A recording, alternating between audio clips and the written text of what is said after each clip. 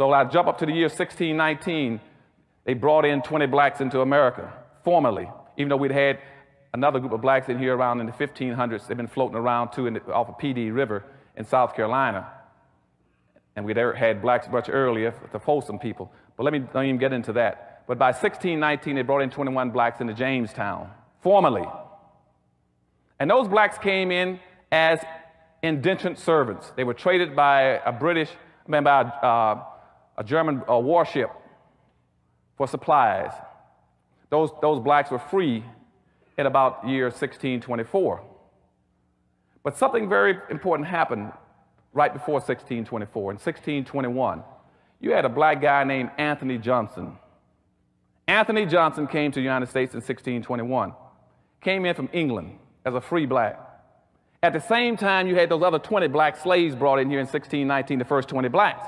But this black came in as a free black in 1621. He came in, and then since he was coming in from England, not from Africa, he then declared himself a free black, declared that he wanted head rights. And head rights in those days says anybody coming to the country can get 640 acres free right off the bat. Then plus you can get another 500 to 600 acres for every slave that you own. He immediately went and had 13 blacks. He brought in then, we got him 13 black slaves, and he's black. So within a few years, about 15 years, he was one of the richest blacks in the colonies.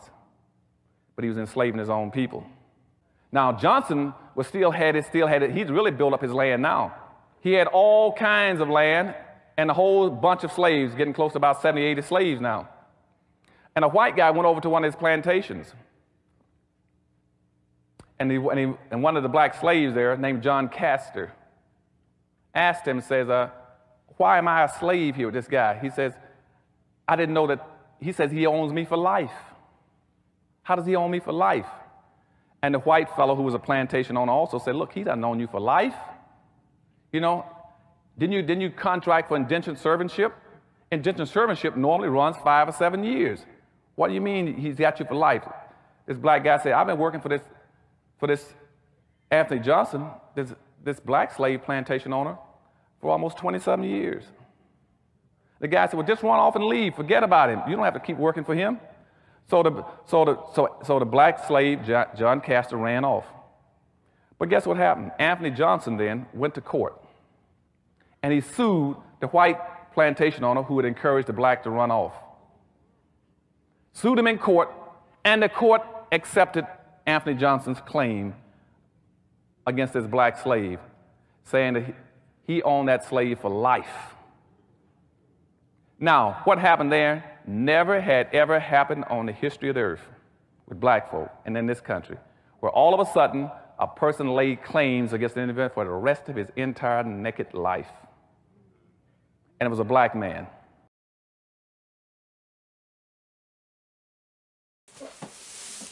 Hi, this is Dr. Joe Green, the founder of the 2019 movement, pastor of Antioch Assembly Church in Harrisburg, Pennsylvania, and I want to share a couple of thoughts with you regarding racism and slavery and race relations in America. Most of you have been following the 2019 movement. You know that we are all about racial reconciliation and restoration, but we don't do it from a place of ignoring the past or not trying to acknowledge that there are some issues that we face as a country historically, and in the current climate that we live in, there are issues. There are people that don't get along because of race, because of culture, because of color. All those things do exist, but I'm here to put it in its proper perspective in order for us to come together.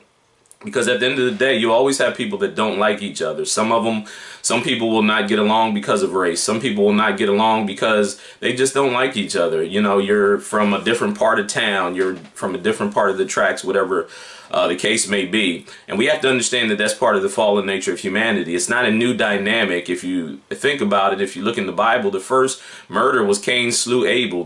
That was his brother, and he killed him.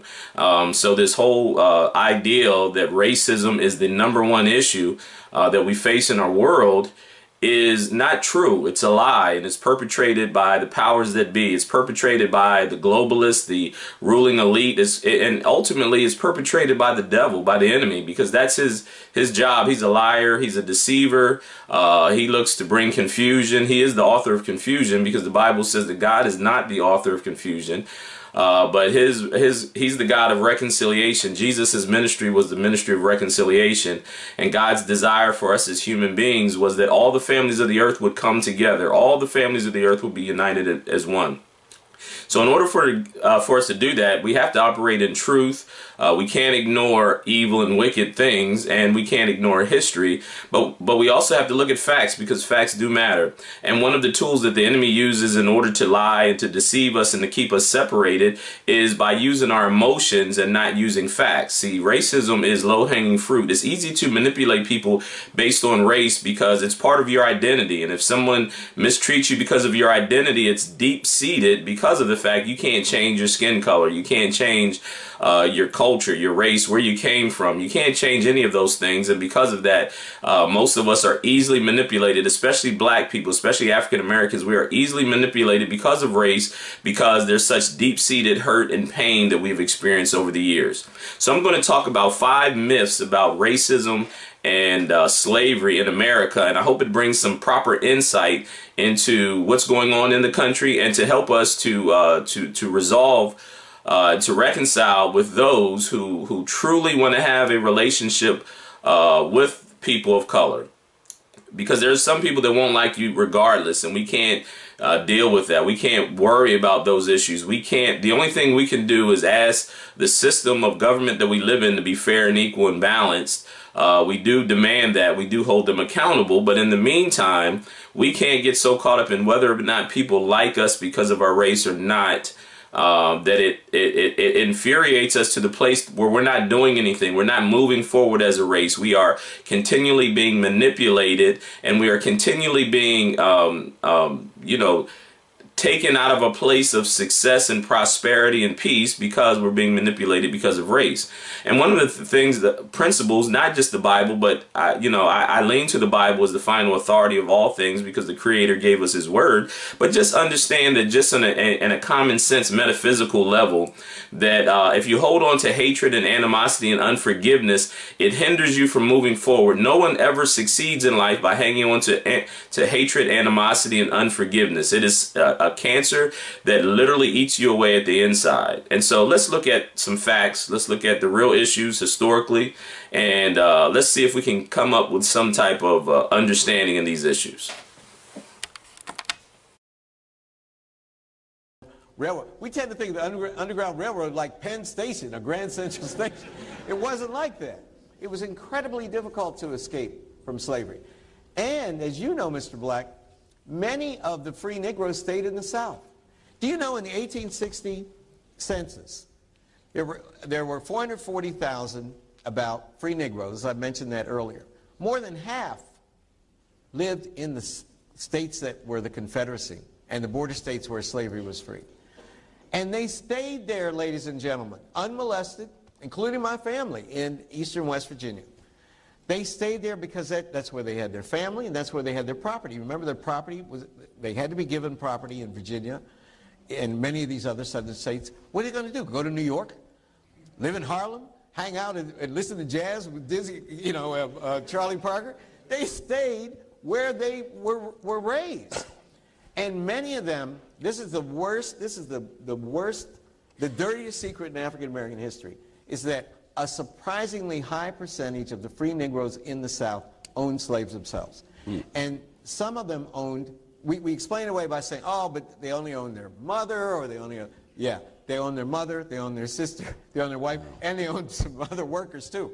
A surprisingly high number owned workers who they did not liberate throughout the South. There were enough black free Negroes who supported the Confederacy that they voluntarily formed a regiment in the state of North Carolina to fight for the Confederacy. And black Confederate troops are featured on the cover of Harper's Weekly in 1863.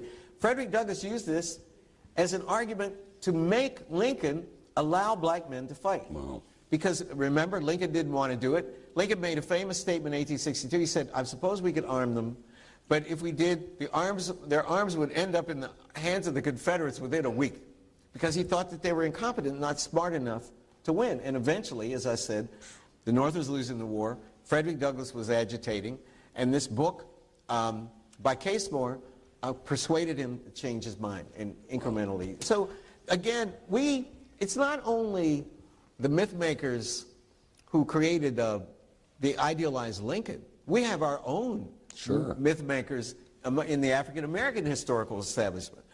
All the Egyptians looked like Michael Jordan.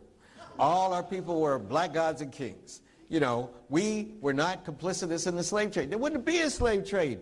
Africans sold other Africans to white people. That was the slave trade. That's the first thing we honestly have to admit. Remember the story of Livingston, Dr. Livingston? Sure. The reason that was so important is that almost no white men had penetrated the interior of Africa. What was there? No roads, snakes, mosquitoes, death, malaria, right? The white people were along the coast.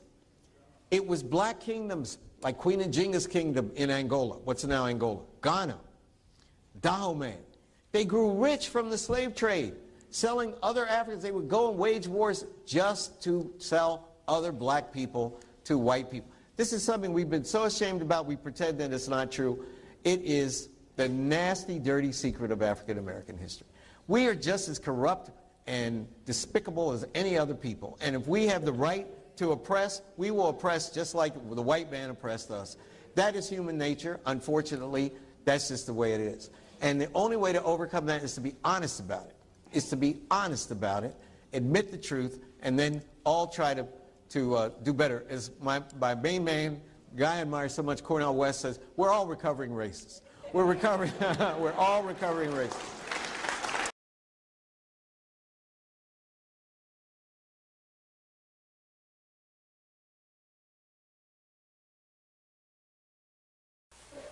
Okay, so most people don't realize Charles Manson. Charles Manson, he had this thing called Helter Skelter, and he believed that Helter Skelter was this ancient principality that was basically channeling his energies or guiding him, I should say. Helter Skelter was also a song made by the Beatles.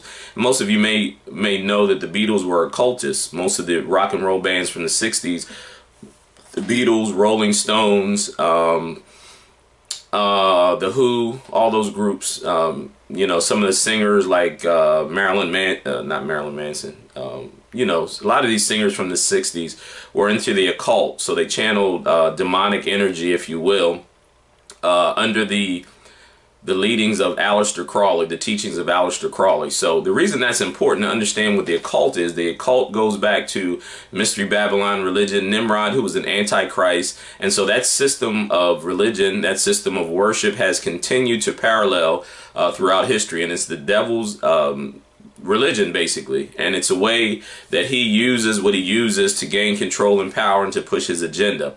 Now, why is that important in what we're saying? Because when we understand what God's promise to humanity was unity and diversity, so that all the nations of the world will come together, all races and cultures, all nations and tongues, as the Bible says, will all come together. So when we understand that, we understand that the enemy's job is to kill, steal, and destroy, or cause confusion, separation, you know, distrust and hatred and anger. That's his job, and he uses that energy in order to not only separate us, but to gain control over us, over nations, over individuals, and over groups of people. So Charles Manson recently died, and because of that, I think that principality is going to be exposed. The Bible tells us to be mindful of the devices and the schemes of the enemy so that he doesn't gain the advantage of you. So let me talk about these 5 things that I want to address. There's probably many more, and this is not an all-inclusive list, but I think that these are 5 things for us to look at, for us to be not only equipped and educated, but for us not to fall victim to the plans and the schemes of the enemy, which is the devil. So the first one I want to, this issue of slavery, we talk about slavery with the 2019 movement, and we try to paint a big picture. Now, slavery was an atrocity. It was perpetrated against the people. It was perpetrated against many people. And there's a mentality that comes from that, from Genesis 11, which treats people like a commodity. But at the end of the day, the love of money, the Bible says, is the root of all evil. So the basic premise behind slavery wasn't necessarily race. It was economy. It was monetary gain. And I know a lot of people find that hard to believe, because it's a lot easier for us to paint the picture that slavery was completely about white Europeans capturing Africans and hurting them across the world, across the globe, especially across the Atlantic. Now, that did happen, but that was a secondary issue. It was based on money and finance, because slavery didn't start when the Europeans came over in ships and captured black people from Africa and brought them to America. The institution of slavery already existed in Africa, and when the Europeans got over there, most of the slaves that they acquired were sold to them by other Africans, by other black African people. And so it was based on money. So they came over, they offered them money. Slavery in Africa primarily was about war. So different tribes went to war over property, over territory, etc., etc. And so they would capture the men, especially, and then children and women sometimes, but mainly men. They would capture men and they would hold them as hostage or put them in bondage, and then they would sell them into slavery. So, and the first people in 1619, when the transatlantic slave trade really started to hit big in North America, it wasn't just black people. It was blacks, there were Europeans that were included in that as well. But slavery, the basis of slavery is economics. It's about treating certain people as a commodity. It's not about, and slavery still exists in Africa and in the Middle East, among Arab nations, among African nations, among Muslim nations. It still exists to this day. And many times the Europeans or white people don't have anything to do with these slave trades. So again, there was atrocity, but you have to keep it in its proper perspective and understand that the foundation of slavery is not based on race and mistreating one group of colored people over a different group of people. And a fact that many people don't know or don't want to look at is that the first slave owner in America was a black man. He was because slavery started as indentured servitude. So most of the people that came over initially in 1619 and the other places, they had a certain amount of time where they would work as an indentured servant, what we would call a slave, and then they were freed. So sometimes it was 5 to 7 years that they would work, whether they owed a debt or they were paying for their transit. They were an indentured servant, and then they would become a free person. And once they became free, many of them even had the opportunity to acquire land in America. But the first slave owner in America was a black man. His name was Communism is most Anthony often promoted Johnson. as a political philosophy to help the average worker, the proletariat, fight against the, quote, oppressive business owners called the bourgeoisie. But it's actually a conspiracy controlled by the Illuminati, who have created and used communism as a mechanism to encourage the creation of an all-powerful super state. As Gary Allen puts it in his 1970s book, None Dare Call It Conspiracy, quote, communism is not a movement of the downtrodden masses, but is a movement created, manipulated by, and used by power-seeking billionaires in order to gain control over the world, first by establishing socialist governments in various nations, and then consolidating them through the Great Merger into an all-powerful socialist super state under the auspices of the United Nations.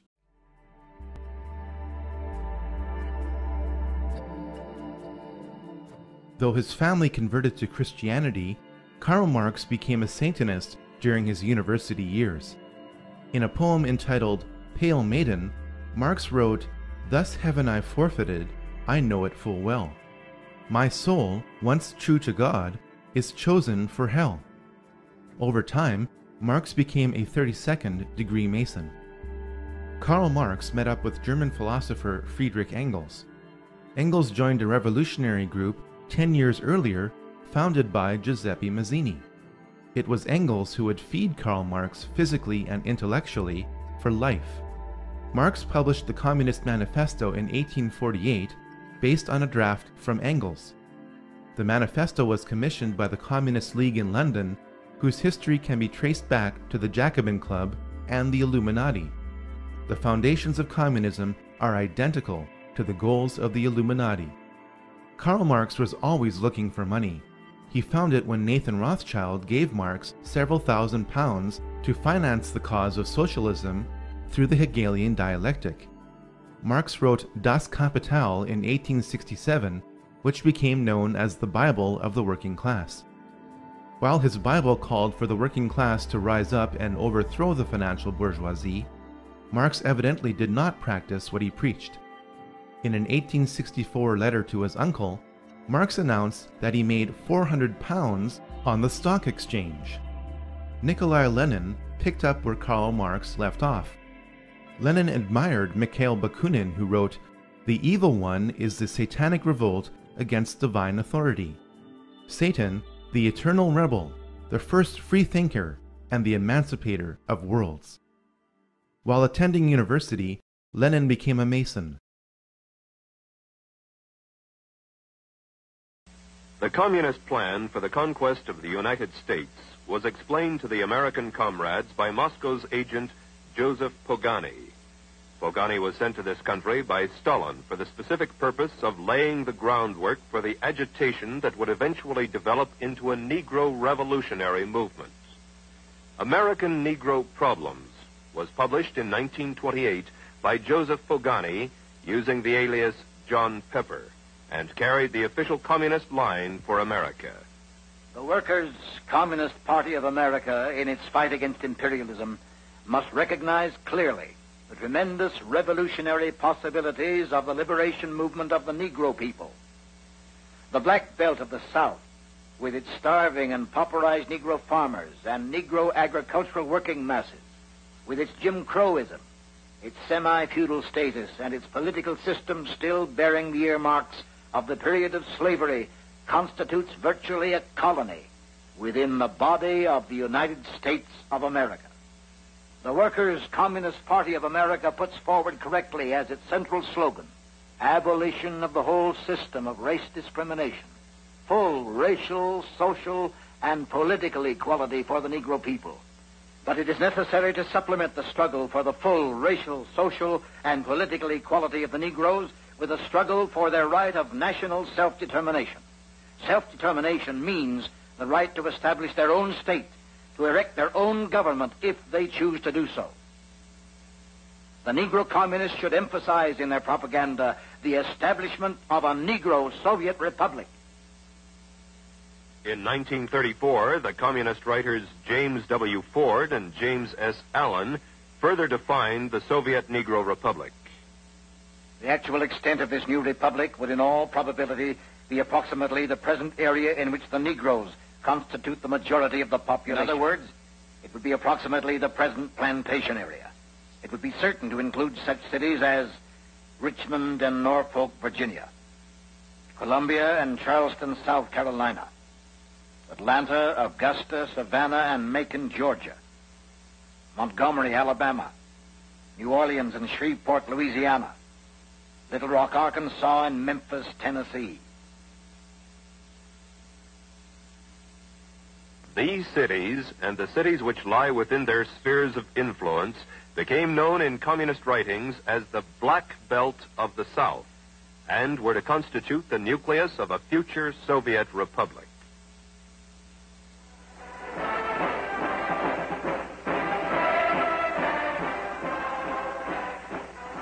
At the National Convention of the American Communist Party, held in New York City in June of 1940, James Ford, the Communist Party candidate for the Vice Presidency of the United States, said, "For the Negro in the South, my people, the Negro people of America, have in the Communist Party their best defender, the unfailing champion of their cause. I accept this nomination for Vice President of the United States."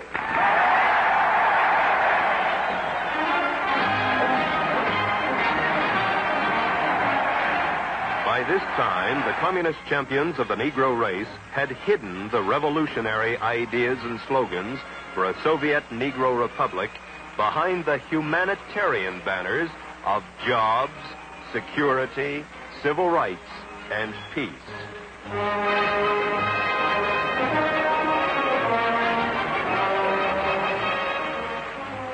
These humanistic issues were to provide the friction necessary to divide the American people and lay the groundwork for revolution. I'm Julia Brown.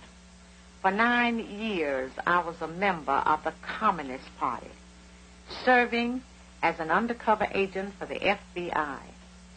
During that time, I learned that the communist conspiracy had been planning and working for years to bring violent revolution to America. It was to be a communist revolution, but the great majority of the American people would not be allowed to realize that until it had already happened. If all goes according to the communist blueprint, Americans will believe that the chaos and violence has something to do with civil rights. Our enemies were quick to find our weakest point for their attack. They knew that racial differences could provide them with an excellent wedge to divide our people. Their strategy simply has been to keep hammering on that wedge, to drive it deeper into our social structure, to open all wounds that have long since healed, and deliberately to create new ones wherever they can. As early as 1928, the Communists declared that the racial differences among our people constituted the weakest and most vulnerable point in our social fabric. By constantly probing and straining at this one spot, they calculated that eventually the cloth could be torn apart and that Americans could be divided, weakened, and perhaps even set against each other in open combat. We mustn't kid ourselves into thinking that the communists have placed their agitators only into the black communities. They're working both sides of the street. They want hatred, violence, and bloodshed between the races, and they don't care how they get it or whom they use, even children if necessary. That the communist blueprint calls also for white retaliation and violence in the black communities. It's a very important objective for the Communist Party. So far, they've only been able to involve a small percentage of our Negro people in this war of national liberation. The great majority want no part of it in any form. But the one sure way to change that is to have white vigilante groups striking into the Negro sections supposedly to seek revenge. Ladies and gentlemen, the plans and preparations for a communist revolution of force and violence are far advanced. The organization behind these preparations has almost unlimited financial resources, and it provides both training and leadership based upon years of experience in many other countries. Our enemies are deadly serious about their task, and it's nothing short of national suicide for us to continue to ignore their plans and their progress. The strategy of the proletarian revolution calls for the quiet conversion of our government into a communist regime, but under the banner of socialism. Now, Anthony Johnson was a slave from Angola who came to the United States, and he acquired his, after the period of time, like I said, they were considered, it was considered servitude, indentured servitude. And so once he after his time was up, he was legally recognized as a free Negro, and he became a landowner, and he owned up to 250 acres in America. He had a slave by the name of John Kasor, who was an indentured servant, and after his time was up for him to be an indentured servant, he sought after his freedom. And so Anthony Johnson went to court, and a judge ruled that John Kasor could continue to be a slave for perpetuity. which means forever. So the first slave owner in America was a black person. And the reason I say that, again, it doesn't belittle acts of racism where people have perpetrated terrible things against people of color in America, but I want to put it in its proper perspective in order for us to truly heal and for us to truly operate in a way that helps us to reconcile and to heal. And so that was the first legal owner of slavery in America was Anthony Johnson. And Anthony Johnson owned a gentleman by the name of John Kasor, and there was a court ruling that allowed him to continue to be a, and this was in Virginia, and this was Northampton Court in 1654. Not only did it continue to allow John Kasor to remain a slave, but it returned him back to Anthony Thompson. The next thing I want to talk about, or I want to bring to your attention, is the swastika. Now, people talk about white supremacy and the KKK and neo-Nazis, and just let me tell you for the record that the Ku Klux Klan is a form of Freemasonry. That Freemasonry, when you go up the chain, is run by the Illuminati, which are occultists and that practice this ancient Mystery Babylon religion.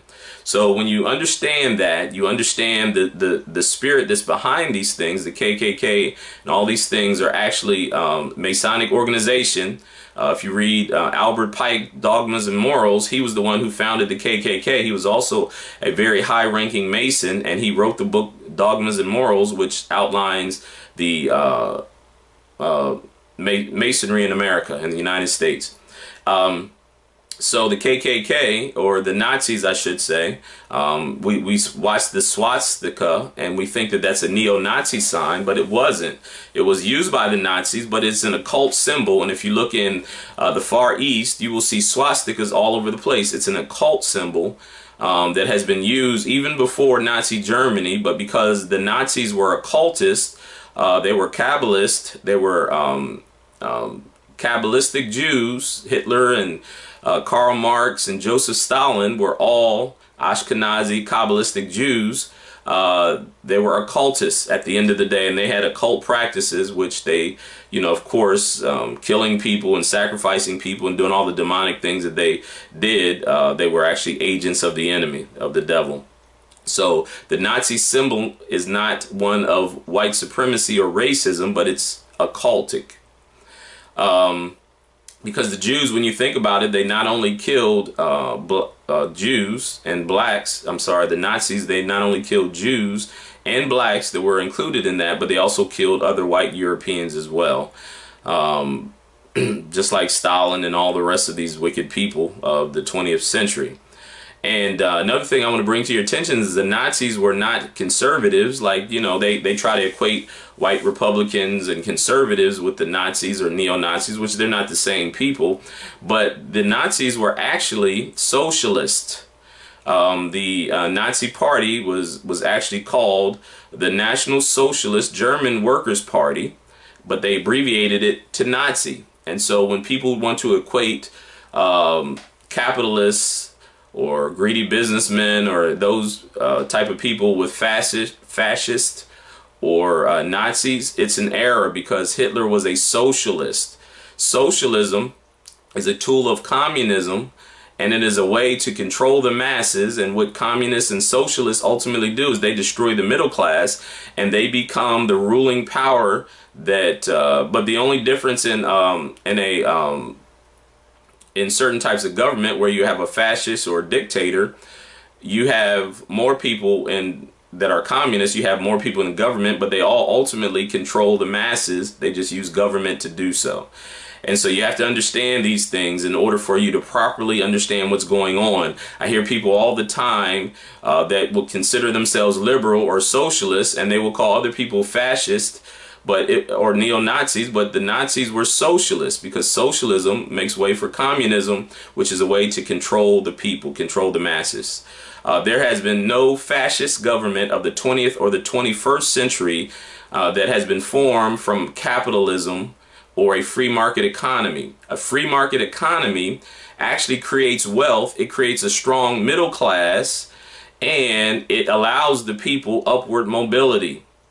So if you think about people and, you know, you see a large group of people that don't make it out of certain groups, but when you think about a free market economy, you have people in the United States of color that are wildly rich, hundreds of millions of dollars. You have people like Oprah, Jay-Z, Dr. Dre. You have other rich, wealthy businessmen, black businessmen, Robert Johnson, and all these people that are billionaires because of a free market capitalistic society. Socialism and communism never create that. It actually takes the wealth from people and their ideas and allows people to be oppressed. So if you want to, if you think it's bad now, people that really decry race all the time, if this country moves more and more to socialism, then it just allows for people to be more oppressed than ever before. Don't be deceived by these things. Another fact, and this is not popular, the things I'm saying, I just encourage you to have an open mind, to do the research, follow up at what I'm saying. Don't just doubt. See, the problem I have with a lot of people, especially black people, is when you say something different that they've never heard before, they immediately discount it and just because nobody told them. And the bad part about it is when they say nobody told them, they're really saying that the powers that be haven't told them. The man hasn't told them. The oppressive power structure hasn't told them that these things are true, so they don't believe it. And then they'll call people like me an Uncle Tom or a sellout. But in essence, a person who allows the oppressive system to tell them what to do is the Uncle Tom and the sellout, because they're selling out their race. Some of these people that are in power, you know, the Al Sharptons, the Jesse Jacksons, the Barack Obamas, those type of people are actually considered gatekeepers. They are boule people that are actually put in place by the oppressive power structure that that victimizes us and oppresses us, but we put our trust in them. And so we believe, people like Oprah and all those people, we believe that they're there for us, and so we defend them, but ultimately they are the tool of the oppressors to keep us down. And this is not a new dynamic. We've been talking about these things for a long time, but I want you to keep an open mind and listen to these things, because facts do matter, numbers matter, statistics matter, and history matters. So the stuff I'm telling you is not stuff I'm coming up with. It's not new things. A lot of the information that I've read and some of the ideologies that I adhere to are things that I've learned from the civil rights leaders of the 60s. It's the same foundational principles that we have to stand on, and we've been taken advantage of for some time because we ignore the past. We don't learn from history, and we allow our oppressors to tell us what's true and what's not. So that was my commercial break for that. I want you to keep an open mind and understand that my only motivation is to see people free, is to see people be able to move into their God-given destiny and not be deceived and oppressed by people that discount them and devalue them and take away their humanity. Democrats tell us money is the root of all evil in politics, and for once, they might actually be right. So is it money that motivates politicians? And if so, what's behind that money, and who is the person that pays for it? For liberals, that man is George Soros, and these are leaked memos from the desk of the billionaire progressive. They tell us what's behind that money, and let me just say, it should scare us. George Let's Soros take a look at the radical here. He's no moderate. He doesn't believe in nations. He doesn't believe in borders. And he's not some nutty college professor sitting in his parents' basement making YouTube videos about his wacky ideas. Soros has the cash to put his money where his mouth is. Soros' secret number 2, he paid to influence the justices of the Supreme Court of the United States. It's basically legal bribery here. The truth is, it's not just Europe. Soros doesn't want American borders either, so he pressured the Supreme Court to uphold President Obama's pseudo-amnesty plan. They didn't uphold it. Soros' secret number 3, Soros gave $650,000, that's almost $1 million, to the Black Lives Matter movement to fuel the unrest that followed the death of Freddie Gray. He did this to, and I quote here, he did this to accelerate the dismantling of structural inequality generated and maintained by local law enforcement. Sounds insane, does it not? And when Soros snaps his fingers, Hillary jumps to the tune of $7 million from Soros to her super PAC. George Soros. These are pictures from 1944 of what happened to George Soros's friends and neighbors. You're a Hungarian Jew who escaped the Holocaust by posing as a Christian. Right. And you watched lots of people get shipped off to the death camps. Right. I was 14 years old. And I would say that that's when my character was made. In what way? That one should think ahead, one should understand and anticipate events, and one is threatened. It was a tremendous threat of evil. I mean, it was a very personal experience of evil. My understanding is that you went out with this protector of yours who swore that you were his adopted godson. Yes, yes. Went out, in fact, and helped in the confiscation of property from the Jews. That's right, yes. I mean, that sounds like an experience that would send lots of people to the psychiatric couch for many, many years. Was it difficult? Not at all. Not at all. Maybe as a child you don't see the connection, but it created no problem at all. No feeling of guilt? No.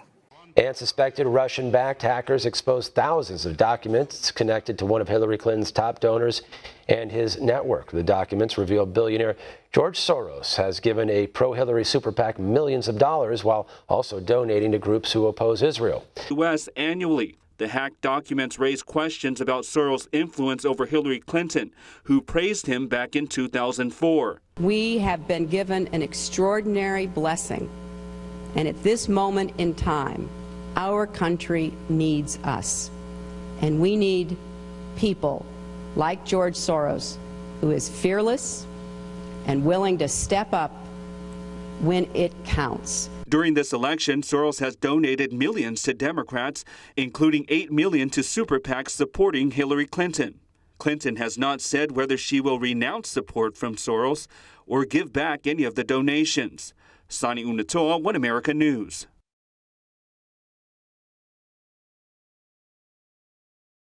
One of the groups involved in the anti-Trump protests is called Move On. Its website calls for people to rally against the president-elect. It apparently has ties to billionaire investor and Clinton supporter George Soros, too. That's, in fact, according to emails, if you look back to 2008, released by WikiLeaks from Clinton's campaign chairman, John Podesta, to George Soros. In fact, they gave tips on how to steer American voters. For example, financing groups operating at campaign rallies. Move On was among them. Here's Gani Chichikyan. Outraged by Donald Trump's victory in the presidential election, tens of thousands of people have taken to the streets across the U.S. to protest. Many demonstrators are refusing to accept Trump's victory. It looks like advocacy groups played a hand in organizing the seemingly spontaneous protests. Among them, an organization called Move On, which is funded by George Soros, a Hillary Clinton supporter and billionaire. The day after Trump was elected, the group sent out a press release saying, "Within 2 hours of the call to action, Move On members had created more than 200 gatherings nationwide, with the number continuing to grow on Wednesday afternoon."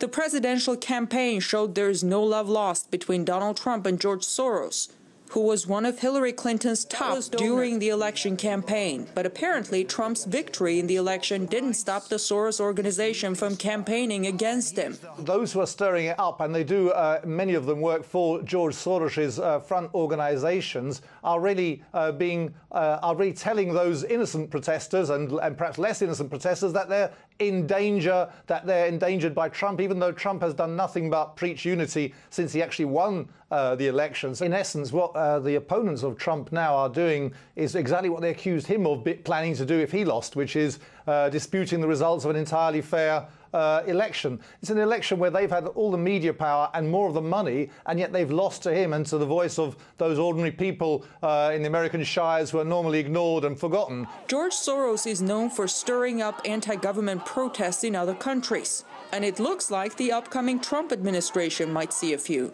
The Soros organization went beyond protesting. Move On released a petition calling to change the U.S. Constitution and get rid of the Electoral College, which gave Trump his victory.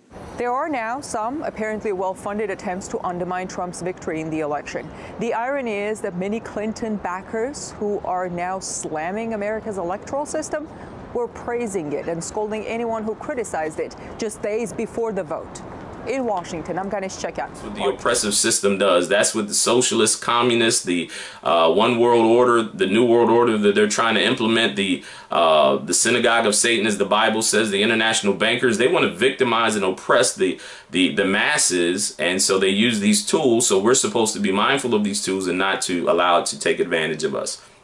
Another fact, the Civil War was not based about racism or slavery. Those were secondary issues. The primary motivation behind the North and South problem, again, was economics, and more importantly, more specifically, the international bankers. The international bankers wanted to come into America and have an international bank here. The international bank, which we call the International Monetary Fund, the Bank of London, the Rothschild Bank.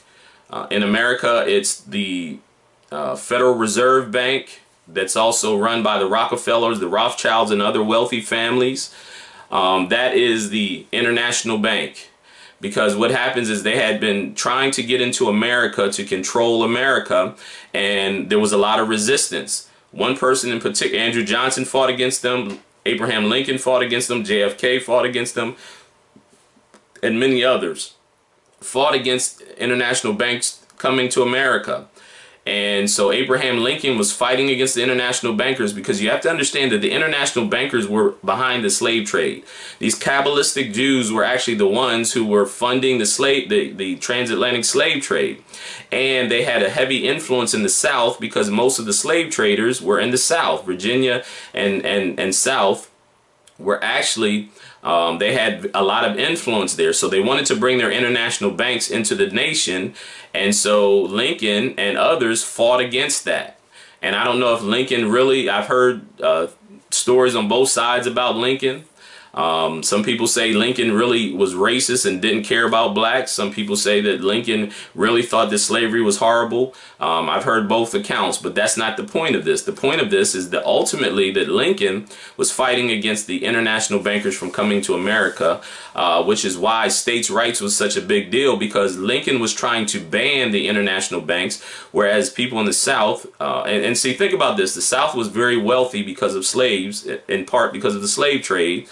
They were very wealthy, and so they were gaining power, and they were going to have more political power in the country than the North would, which is why the 3/5 rule came into play, because not because of voting, but because of population. Because if you think about whether in the House of Representatives is based on the population of a state.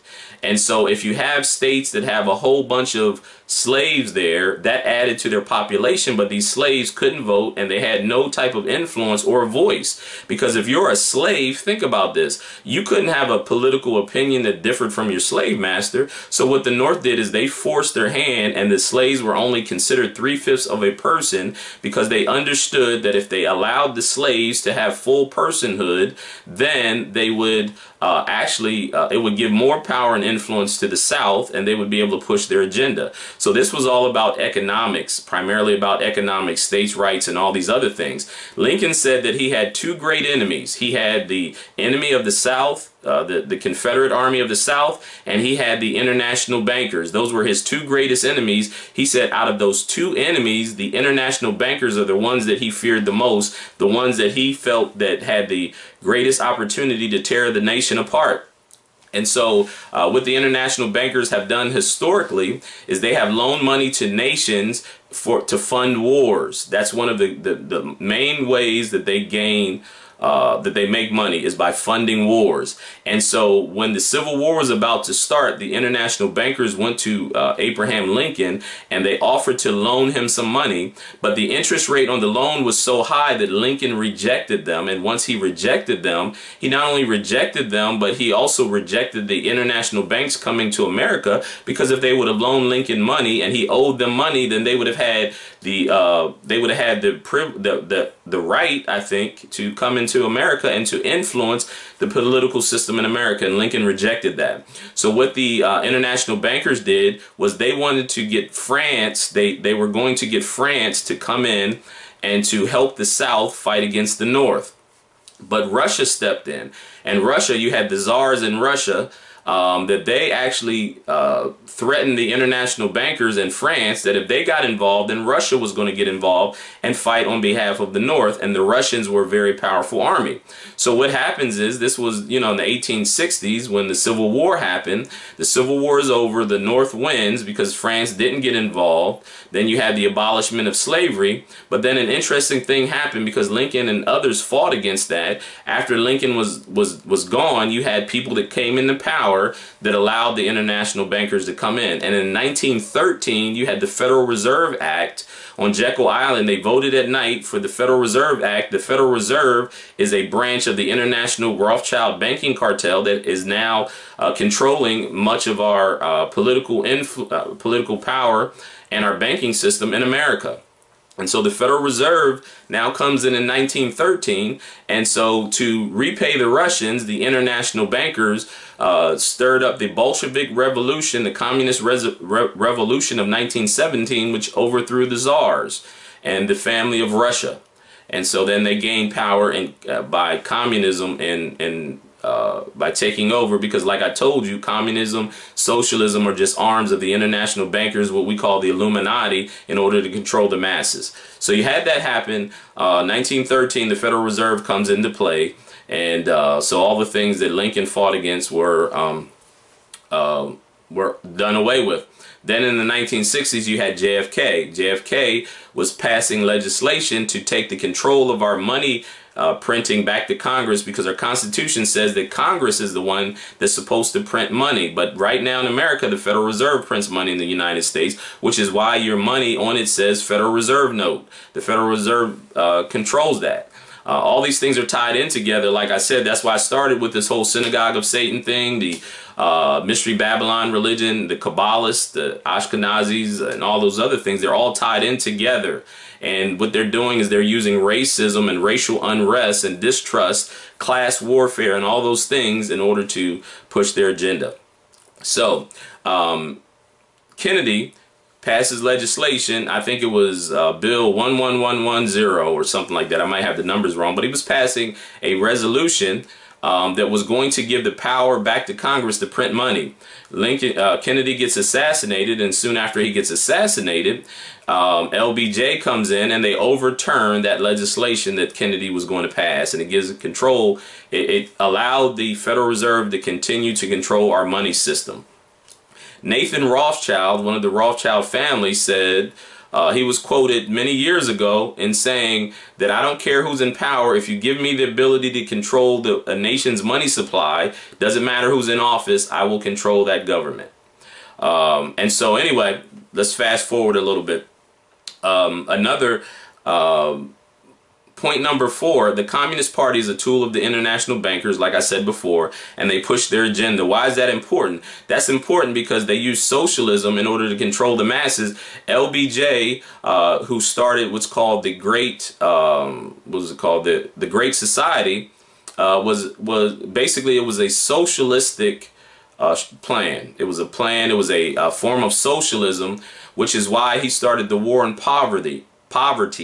The war on poverty, it was written of LBJ, was a way to control people of color by funding lifestyles. So single moms get welfare.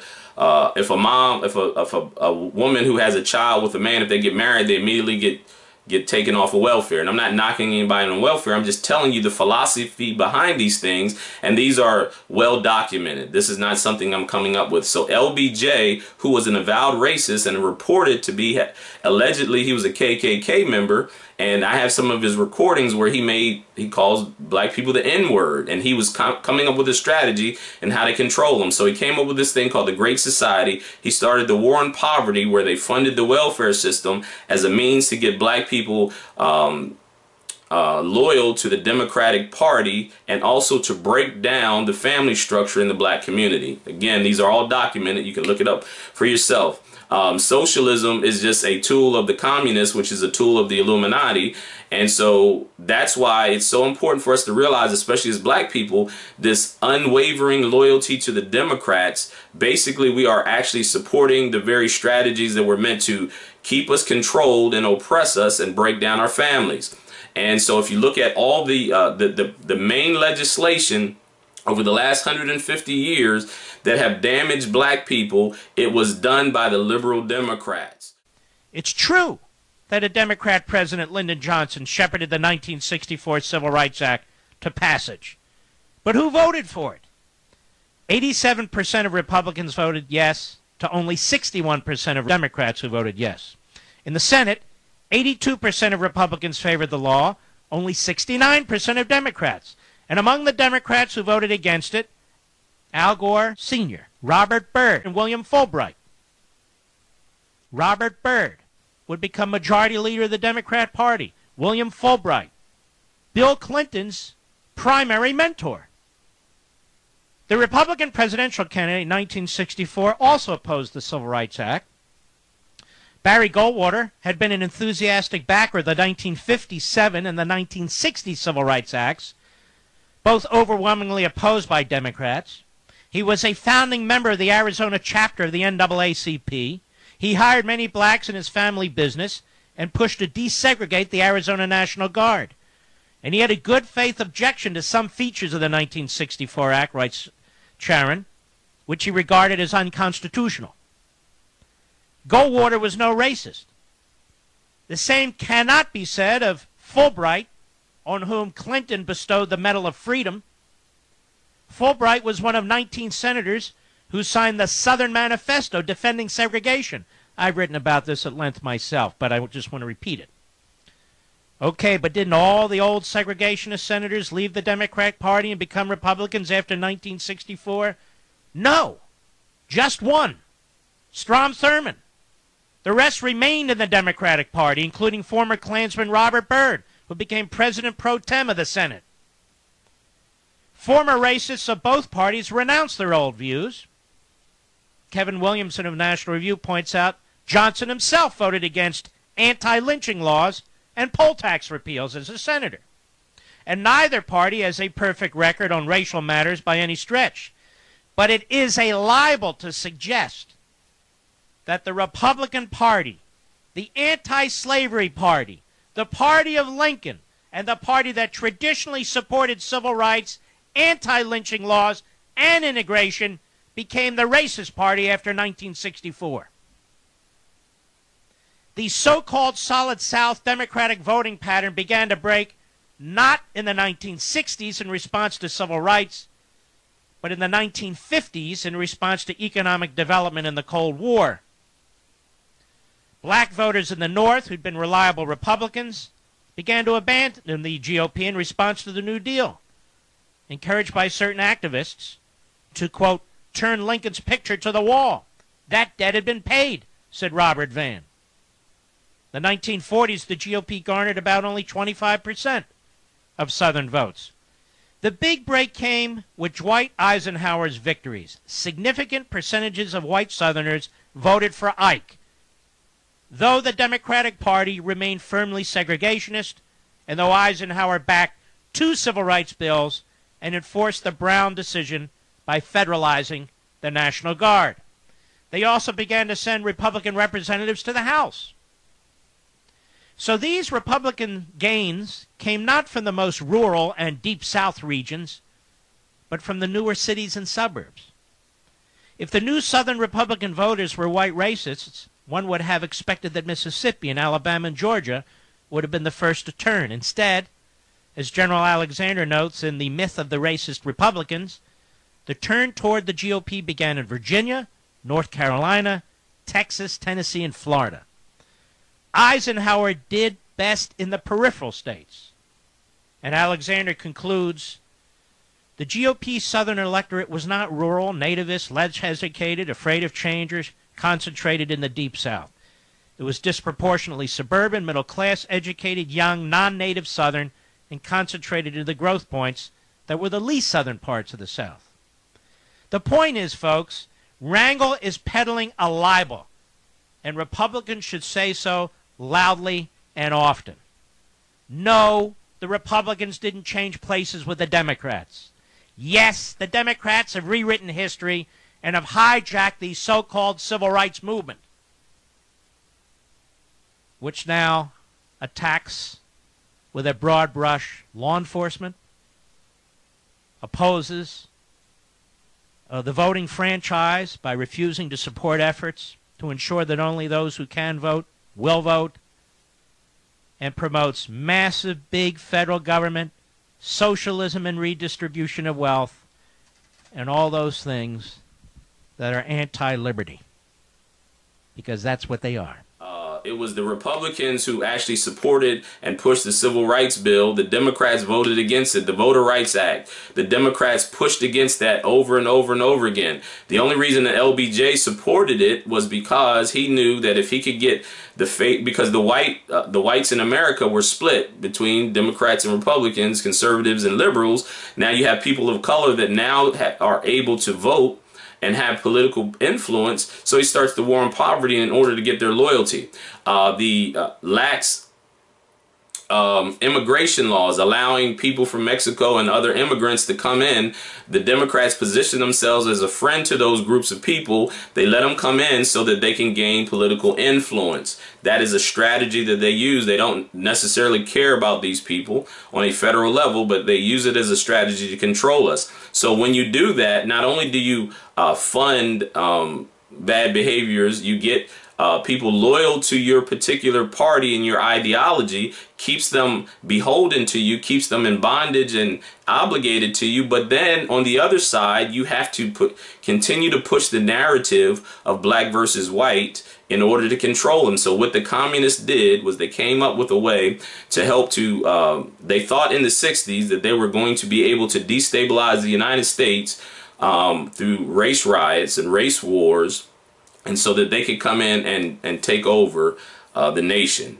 So when you think about that, that is a strategy and a tool, which is why they are really pushing this thing of racism, and why anytime someone fights against the international bankers, and I'm here to tell you today, I'm not saying he's a great person, but one of the first things that really attracted me to President Trump is when he started talking about auditing the Federal Reserve, which is a private bank that controls America. And also he started talking about the bankers. When he started to talk about that, they declared war on him. And he said, I don't want to take your money. When he was campaigning, he says, I don't want to take your money, because if I take your money, you can tell me what to do. I don't want your money. I'm going to use my own money. When he did that, he was telling them he wasn't going to be a puppet to the international bankers. He was going to do his own thing, whether you like it or not. That's why they're declaring an all-out war on him, and that's why they had to brand him as a racist. And I want to tell you that I've been following Donald Trump since the 80s. Everybody knew who Donald Trump was. He was the man back in the 80s. From the 80s and 90s up until recently, the hip-hoppers loved him. Everybody was about Trump. He had his own popular TV show. He was a person that people admired. He's been the same person all these years, but now what happens, in order for the powers that be to get us against him, they had to deem him as a racist. He wasn't a racist all these years, but now all of a sudden he's a racist. He was very popular up until recently when he started to fight against the bankers. Another thing I want you to understand is that George Soros, who is a Nazi sympathizer, he's from Germany. He's a German Ashkenazi Jew. His mentor was a Nazi. He considered him a mentor or a father figure to him.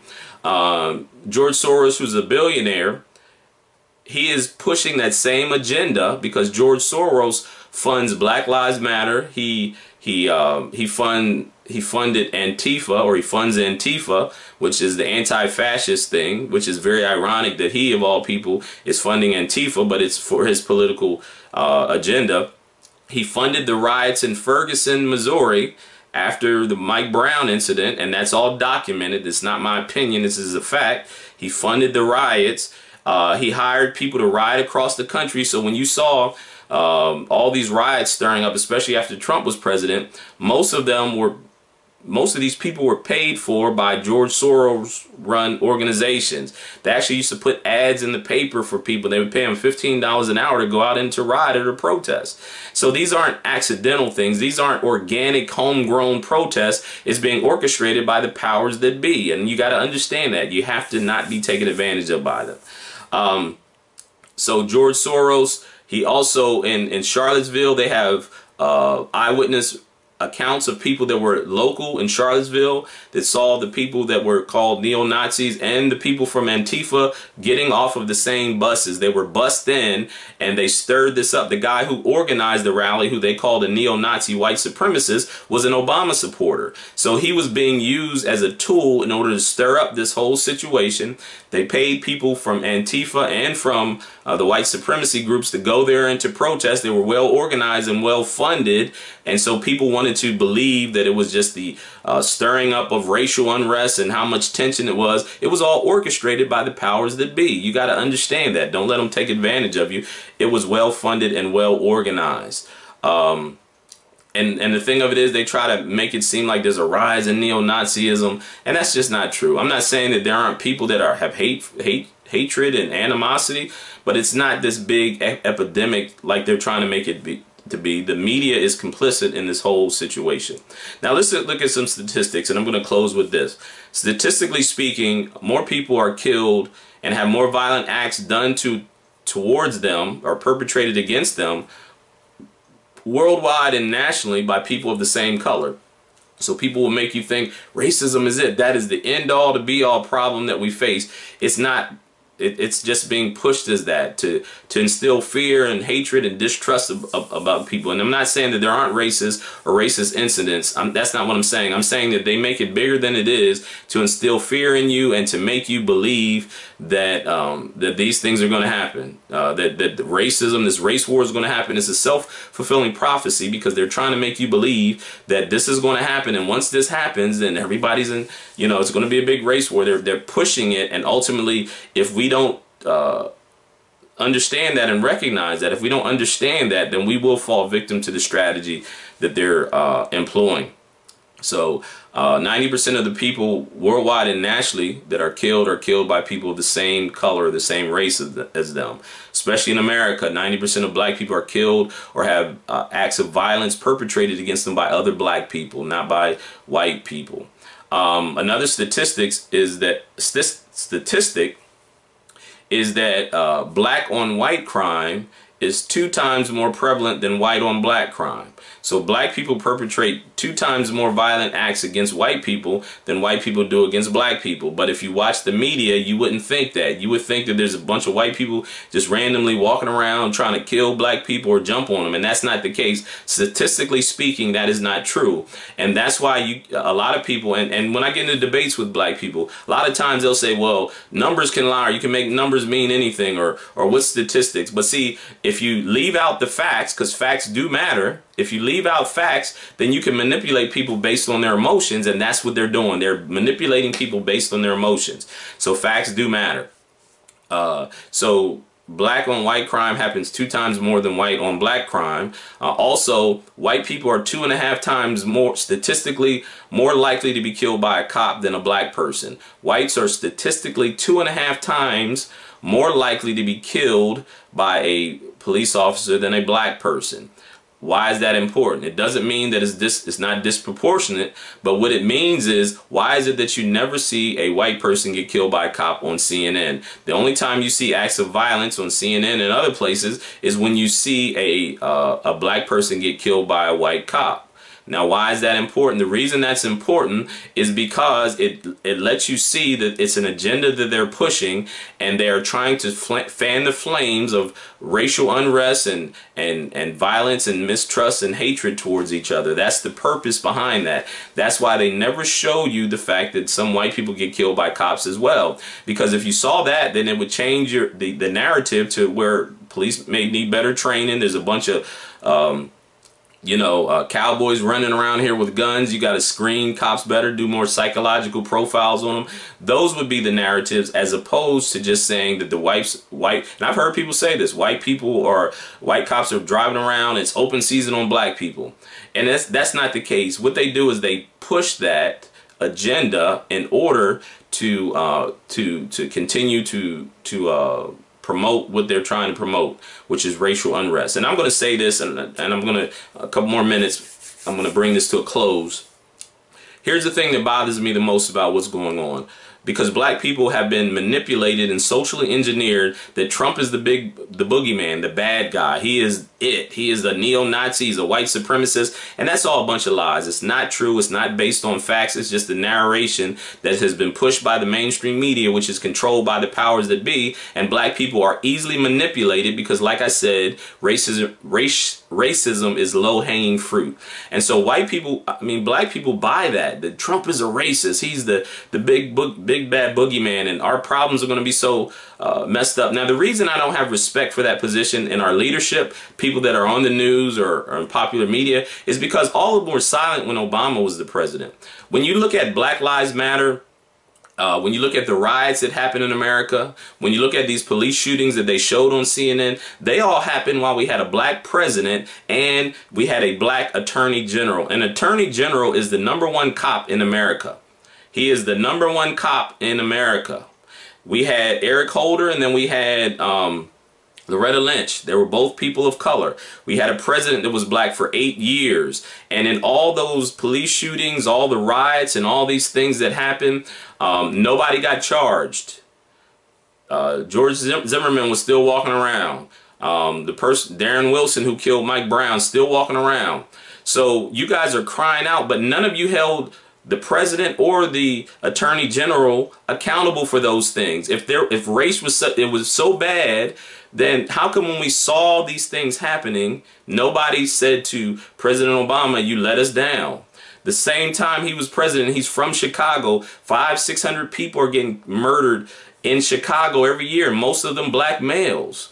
But yet nothing was done. When they did an investigation, the Department of Justice under Eric Holder or Loretta Lynch went into Ferguson and did an investigation on the Ferguson police force. The only thing they said was that the Ferguson police were pulling over black people at a higher rate than white people. That was it.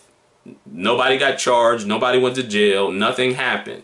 And so this whole fake cry of Trump is the bad guy and racism is so terrible is not true. It's a lie. We got to stop buying the lie. We have to look at facts and look at truths and understand the strategy that the devil is using against us. We are so easily manipulated because we are ignoring facts. We are allowing our oppressor to dictate the narrative to us, and we're buying it and drinking the Kool-Aid hook, line, and sinker. At the end of the day, this is what it's about. The 2019 movement's about it. As a pastor and as a leader, this is what I'm about. I'm about racial reconciliation. I'm about community restoration. I'm about helping to fulfill the promise, the biblical promise to Abraham, which that all the families of the world will come together as one. When you operate in hate and when you operate in mistrust and racism, you give power to the enemy. When you hate people because they are a different color than you or different whatever, when you hate in general, you're giving power to the enemy. But God, the Spirit of God, is about love, it's about forgiveness, it's about all those things. It doesn't mean that we don't hold people accountable for unrighteousness, but we have to stop buying this narrative that the big bad boogeyman is coming around and is just targeting us, and we have to understand that these are the schemes and the plans of the enemy. This has been Dr. Joe Green, founder of the 2019 movement, and I pray that you listen, have ears to hear, and listen with an open mind of these things that we're talking about. Be blessed. This was all set up. Why would buses line up in the same place and drop people off? Some of the people got on Black Lives Matter shirts, and some people got on KKK shirts. George Soros. In fact, they gave tips on how to steer American voters. For example, financing groups operating at campaign rallies. Move On was among them. Against them. You can go on to WikiLeaks and look at the government release files that were leaked out by intelligence sources. But let's talk about some of the history of the groups he's funded. Ferguson was one of them, the Ferguson race riots. Organizers from professional groups in Washington, D.C. and New York would bust into Missouri town to coordinate messaging, lobby to the news to cover events using the billionaires' funding. And if you didn't know, George Soros is the real controlling power behind Black Lives Matter movement, which was one of the groups that was out there in Charlottesville. See how it all links together? Black Lives Matter, white supremacist groups, all coming together in Charlottesville, and they rallied, and that was the sources he funded. It was crazy to me when I heard about these riots, because I heard about it a little bit back in maybe early before the summer hit. So do you honestly think that this was a coincidence? Because nothing is a coincidence now, people. These things are planned. I don't think you understand how important it is for you to stand up right now during this time of revolution. Your voice is the only thing that can change what's happening. You getting the word out to your people and letting them know what manipulation has been perceived to us. CNN, Fox News, steady pushing the race war every single day. You see them on the news, and they'll push the rhetoric. But what we all really need to know right now is we all need to stand up and come together. What do we have left without each other? What do we have left without love? What do we have left without the individuals of us standing up to conquer the liberty that many fought for and died for this country, this flag? But it's bigger than just this flag now. We're winning, and that's why they're sending these crowds out right now. That's why they're funding these people, sourcing these people. We're starting to know what's going on. People know that CNN and Fox News are fake news and giving out wrong information and details. That's why they're sending these groups out, because we are winning this war. And if we engage with the violence, we will start to lose. And we can't do that. Right now is the revolution that's going to change the world for the future. Be a part of it, because we're all we have left. Stephen Jackson, J Workhouse TV.